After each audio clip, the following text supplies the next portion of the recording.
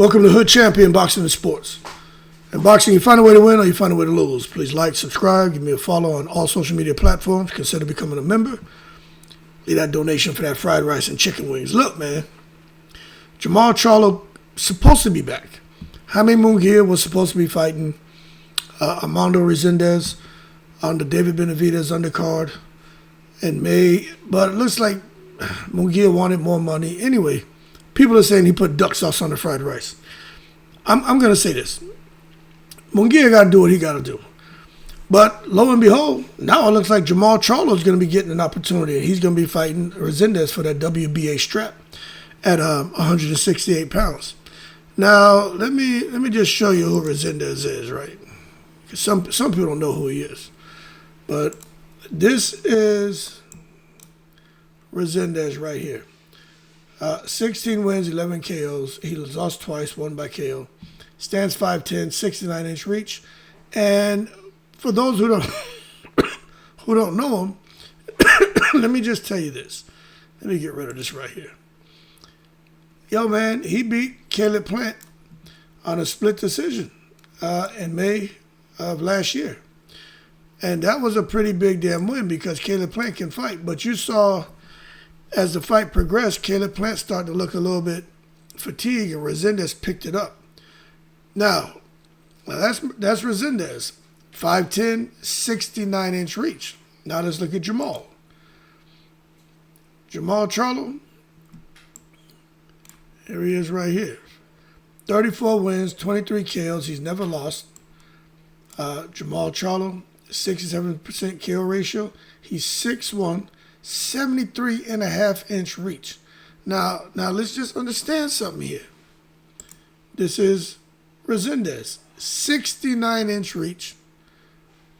Jermall, 73. So Jermall has damn near a 5-inch reach advantage. And what's the one thing Jermall Charlo's known for? For that damn Charlo jab. Jab unit. Matter of fact, we could call him Jamal Sense. He's from that jab unit because he kills people with his jab.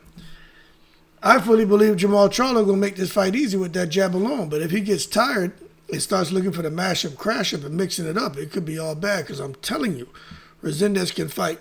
And he picks up the pace in the mid-rounds to late rounds. So if Jermall can sit there, man, and do like Shakir Stevenson did Teofimo Lopez and just use that jab as like an eagle talon to snatch flesh off of the face of Resendiz, like the eagle uses his talon to snatch flesh off of salmon, Jermall Charlo going to probably get a stoppage. But I'm just telling you, it's a good fight. Now, that being said, the one thing that I'm going to be paying attention to in this fight is just trying to understand what the end of the fight breakdown is going to end up being. Because when you took a look at what Resendiz, when he fought Caleb Plant, he threw 600 punches, landed 186 at 31%. Power shots, he threw 294, landed 109 at 37%. Jabs, he threw 306, landed 77 at 25%.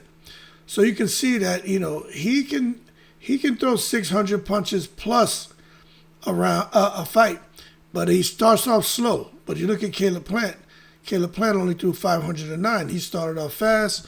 You know, Caleb Plant is left-hand dominant, but as the fight progressed, he slowed down because Resendiz started picking it up. And that's where you see Resendiz outlanded him by like 39 power shots and outlanded him as far as the jabs by about 40. So, again, if Resendiz can do this to Charlo, he's in a good space. I just don't think he does that to Charlo. You know, I'm just being real with you. But this is the thing, right?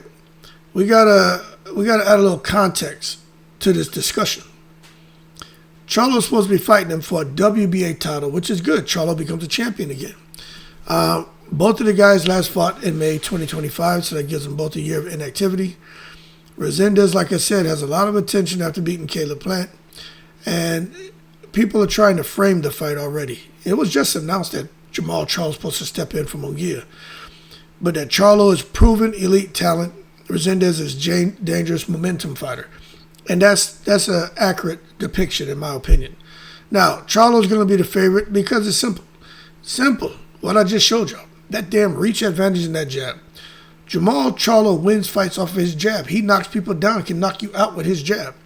So his jab alone is seen as the biggest weapon in the fight. It's long, sharp, controls the distance, sets everything else up. At his best, Charlo boxes behind the jab, picks shots, makes opponents miss, and makes them reach. And then he sits there and puts the bing-bings on you. Now for Resendiz, he's shorter, more aggressive. He relies on volume and pressure, and he relies on getting through those early rounds to pick up the pace and put that pressure on fighters from around 6 to around 10 or 12.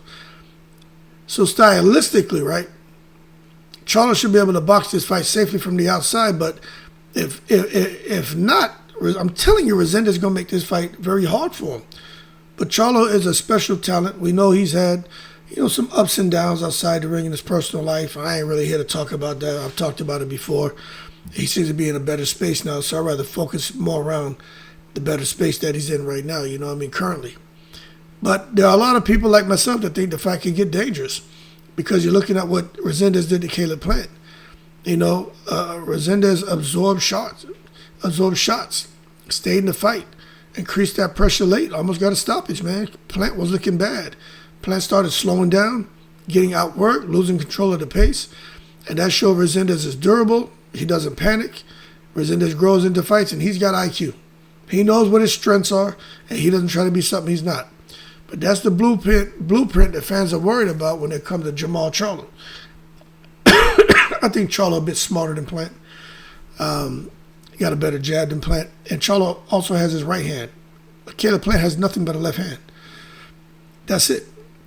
Because Caleb Plant is naturally left-handed, but he fights orthodox.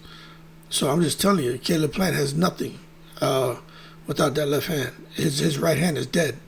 And he still has been an amazing fighter and champion with just being, left hand dominant. But for Jermall, he has both hands, man. But early in the fight, I think Jermall has no problem. I think the whole fight he can control it with the jab, but mid to late rounds, I think is the danger zone. I'm just being real. If Charlo tries to toy with him, look for a highlight fight at Resendiz's pace, that's where things can backfire because Resendiz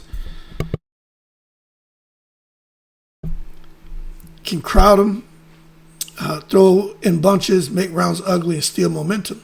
And this is where a lot of fans are saying, Charlo don't stop him early. Shit can get uncomfortable, man. So there's some keys for Jermall Charlo. Charlo needs to fight smart, not be emotional, which he's normally not emotional inside the ring. Stick to that jab, control the range, step around Resendiz. Don't stand still. Don't brawl unnecessarily. That's going to play to the strengths of Resendiz. Because Resendiz is built for chaos, man. He's comfortable in mess. He's willing to take shots and give shots. So Charlo's danger is letting ego override discipline. Stay disciplined, he gets a win. Because Resendiz is not a pushover, man.